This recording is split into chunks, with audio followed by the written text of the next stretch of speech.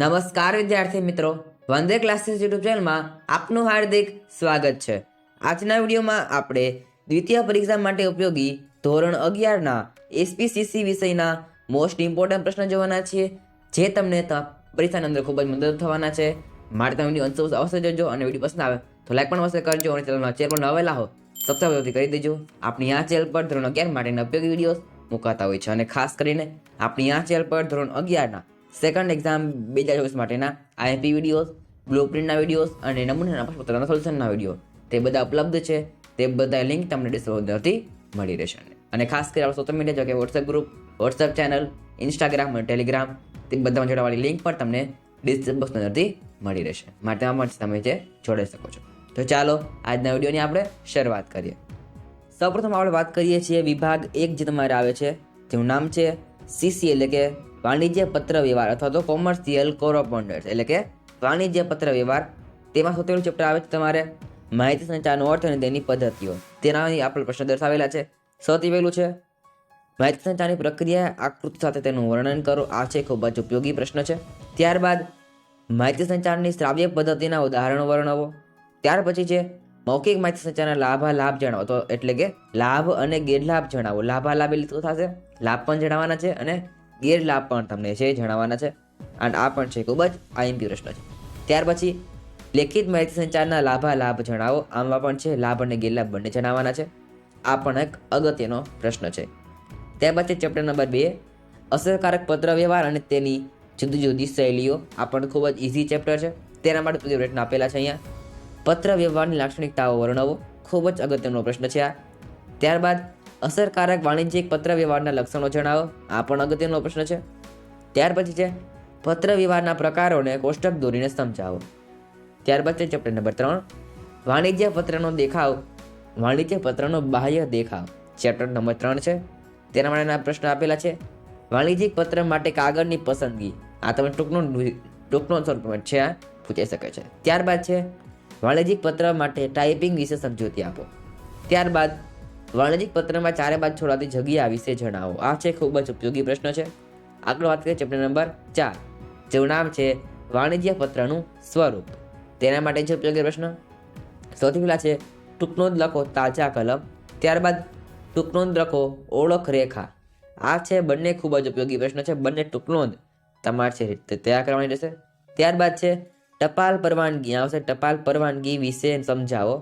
ત્યારબાદ છે વાણિજ્યિક પત્રમાં ધ્યાનાકર્ષક રેખાનો અર્થ અને તેનું ઉદાહરણ સમજાવો. ત્યારબાદ ચેપ્ટર નંબર 5 છે પૂછપરછના પત્રો અને તેના પ્રત્યુત્તરો. તેના માટે પ્રશ્ન જોઈએ તો પૂછપરછના પત્રો લખવા માટે ધ્યાનમાં રાખવા લાયક બાબતો જણાવો. આ પણ અગત્યનો પ્રશ્ન છે. ત્યારબાદ છે પૂછપરછના પત્રોના પ્રત્યુત્તર માટે ધ્યાનમાં રાખવા લાયક બાબતો જણાવો. આ પણ અગત્યનો છે. ત્યારબાદ ઉદાહરણ આપો પૂછપરછના પત્ર. ત્યાર પછી છે ઉદાહરણ આપો પૂછપરછના પ્રત્યુત્તરનો પત્ર. તો આટલા જે પ્રશ્ન તમારે ચેપ્ટર નંબર 5 માટે છે ધ્યાનમાં રાખવાના રહેશે.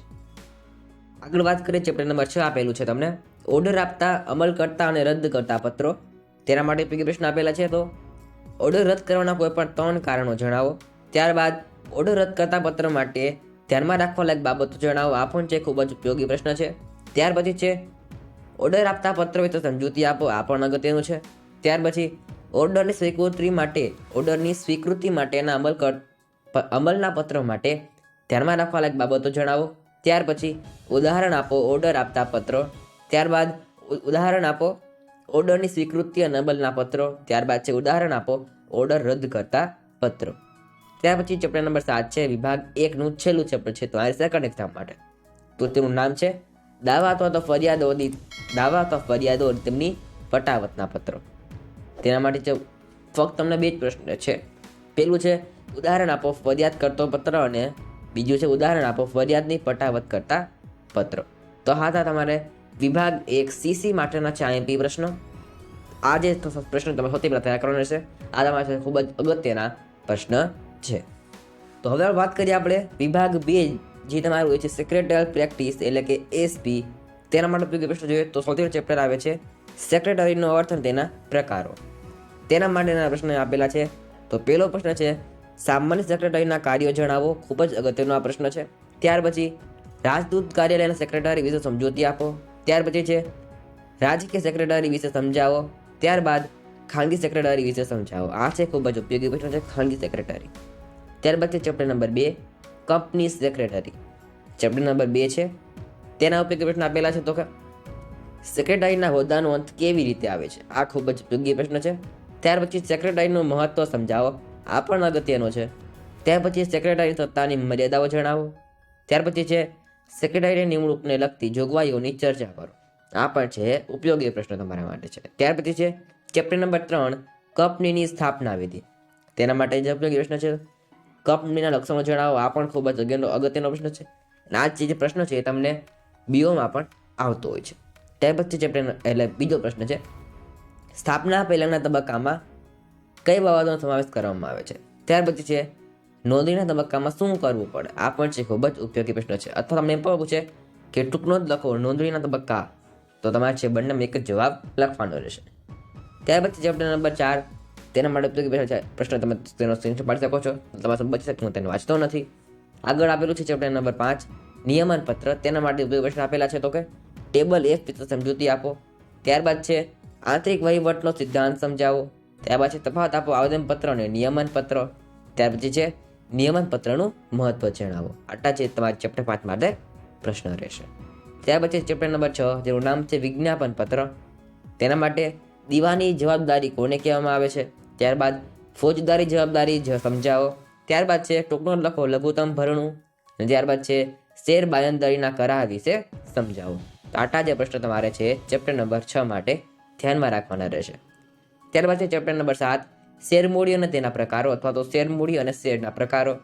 તેના માટે શેરમૂડીના પ્રકાર સમજાવો. ખૂબ જ અગત્યનો આ પ્રશ્ન છે.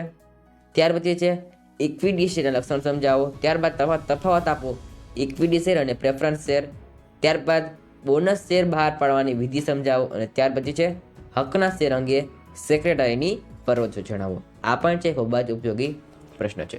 તો આજના વિડીયોમાં આપણે ધોરણ 11ના સેકન્ડ એક્ઝામ માટેના એસપીસીસી વિષયના ઇમ્પોર્ટન્ટ પ્રશ્નો જોયા છે. મને ખાતરી છે કે તમને આ જે પ્રશ્ન છે જરૂરથી મદદરૂપ થશે. તો આજના વિડીયોમાં આટલું જ. ફરી મળીએ નેક્સ્ટ વિડીયોમાં. Thanks for watching. All the best.